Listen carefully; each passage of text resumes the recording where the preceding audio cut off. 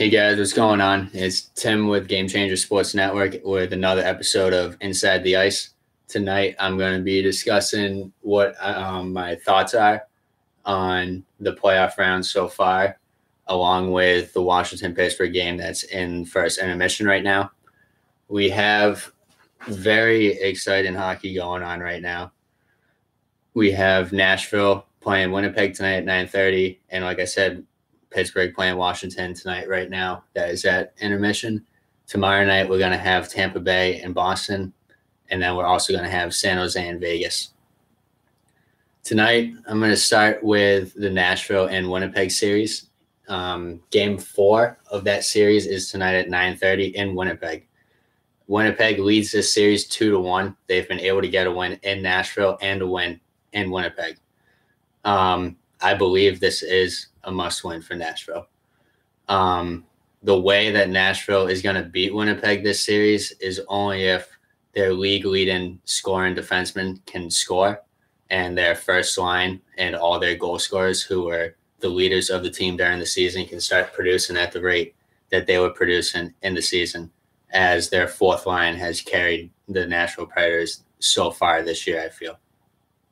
Also, Rinne has not had a solid playoff appearance at all this year. He's averaging 3.08 goals against per game, and his save percentage is just over 90% at .901. Those aren't numbers that are going to lead you on to a Stanley Cup, even if you're the President's Trophy. On the flip side, Connor Hellebuyck for the Jets has pretty much been earning his Vezina this playoffs. He is averaging 2.36 goals a game, and he has a save percentage of .920.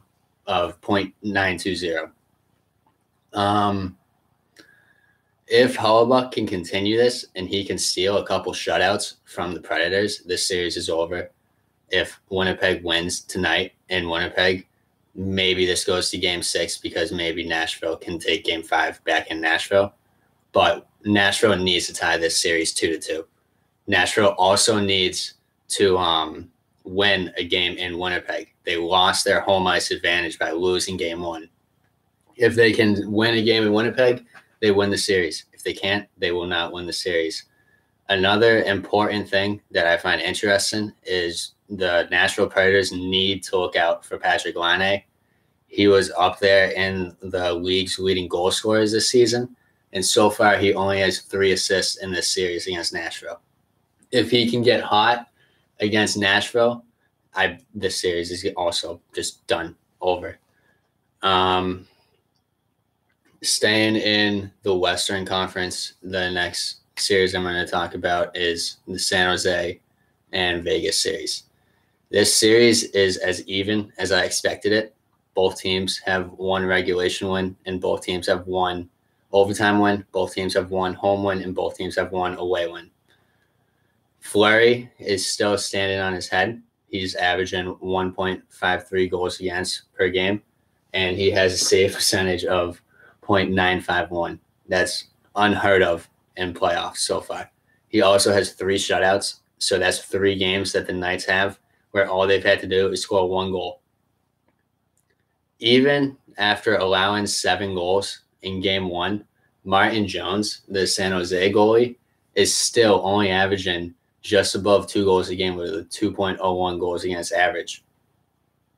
If Martin Jones can steal another shutout from Vegas like he did last night in their 4-0 win, then San Jose can beat Vegas. Right now it's 2-2, going back to Vegas for Game 5 tomorrow at 10. If San Jose wins tomorrow, they're bringing it back to San Jose for Game 6. I think if San Jose can win tomorrow, I don't see Vegas winning Game 6 unless Fleury gets a shutout. If it goes to 7, then Vegas is going to win because they have home ice and it'll be in Vegas. And I don't see anybody beating Vegas in a Game 7. Going to the Eastern Conference, we have Tampa Bay and Boston tomorrow at 7 o'clock. Honestly, I feel Tampa Bay has looked a lot better over the past 2 games. So that leads me to believe that they were really rusty and a little out of shape from their week off after beating the Devils in 5 games, while watching Boston go to Toronto and take them all the way to Game 7. Tampa Bay leads this series 2-1, and Game 4 is in Boston. So Boston, like Nashville, has to win this game. However, it is in Boston. So Boston has a good home record, and this is the best case scenario for Boston right now is to be in Boston and to have a chance to even this series 2-2. If they can go back to Tampa Bay tied 2-2 with a chance of stealing another game in Tampa Bay, they've proven that they can win in Tampa Bay. So there's no reason to think that they can't win in Tampa Bay again. That will put them up 3-2 going back to Boston for Game 6. I'm not saying it's going to happen because, honestly, if Tampa Bay continues to improve like they have over the past 2 games, I think this series is looking at a 3-1 going back to Tampa, and then Tampa can close it out 4-1. All right. Now, this is the game that's in first intermission.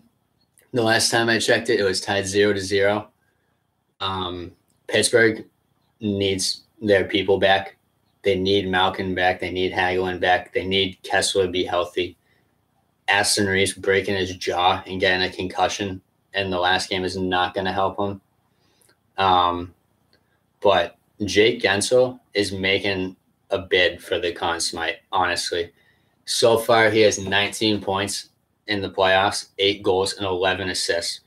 Crosby has 17 points and 8 goals and 9 assists. So far, Jake Gensel has outperformed Sidney Crosby in points. If Gensel can continue that and the Penguins are able to get through the Caps and the Eastern Conference and three-peat, I have to believe that Gensel's going to win the Conn Smythe. But I could also see them just handing Sidney Crosby the Conn Smythe because he's been handed it twice in a row. Why not make it 3 cups, 3 Conn Smythes in a row?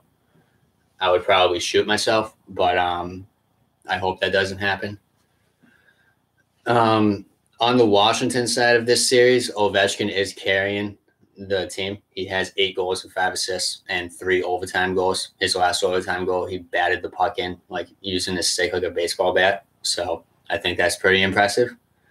Right now, Washington leads the series 2-1, and Game 4 is in Pittsburgh. Washington has the home ice again in a series against Pittsburgh. If Pittsburgh loses this game, this is a 3-1 series going back to Washington. A lot of these series I'm noticing have the chance to be over very quickly when they shouldn't be because these teams are very evenly matched. But this playoffs has appeared to be like either you're going to double overtime or it's going to be 5-0, 4-1, and it's not going to be close.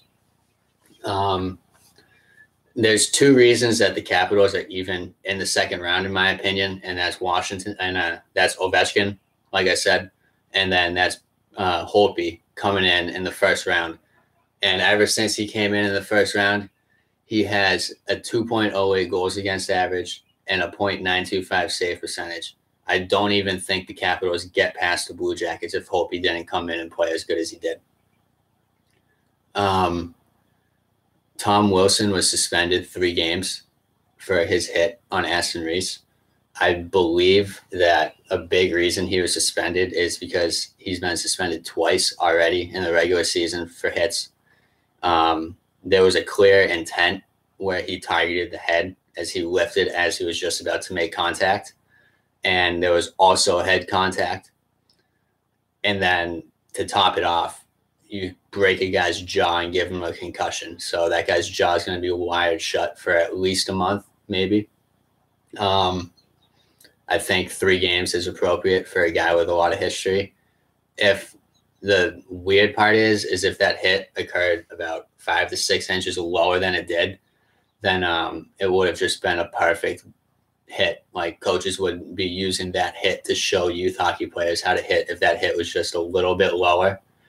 But I also don't think it helps Wilson's case to have footage of him laughing about that guy being hurt and just the hit in general. But it looks like the Washington-Pittsburgh game is just about to get back on. So I'm going to watch the rest of that game. Tune in for Jake next Tuesday for another episode of Perfect Pass. He's going to be discussing the latest NFL news. And I'll be back on next Thursday at 8 o'clock for another episode of Inside the Ice. See you guys next week.